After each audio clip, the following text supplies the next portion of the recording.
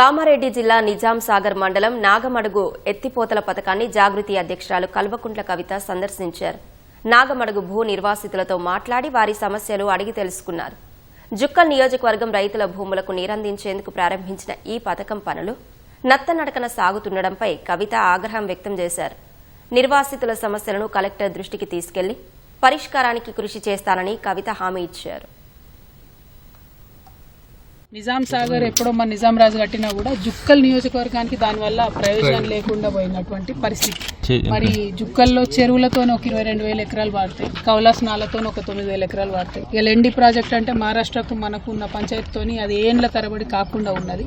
కాబట్టి జుక్కల్ ప్రాంతానికి ప్రత్యేకంగా ఒక 40,000 ఎకరాలకు నీళ్లు ఇవ్వాలంటే నాగమడుగు అనేటటువంటి లిఫ్ట్ ఇరిగేషన్ కట్టాలి.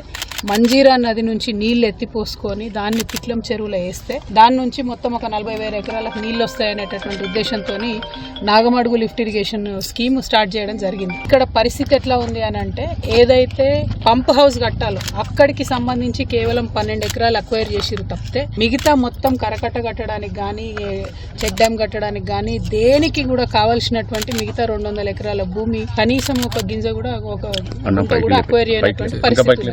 మరి అప్పుడున్న ప్రభుత్వాన్ని తిట్టి వచ్చిన ఈ ప్రభుత్వం అన్న కనీసం ఒకసారి రైతులను పిలిచి ఇది డిపిఆర్, ఇది జుక్కల్లో మన ఉన్నటువంటి ఇరిగేషన్ పరిస్థితి, దీనికోసం మనం ఇట్లా చేద్దాము అని అంటున్నటువంటి దాఖలా కనిపిస్తలేదు.